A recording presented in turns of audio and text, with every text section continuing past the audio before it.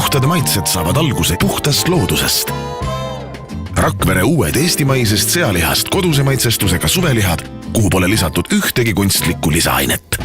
Rakverelt.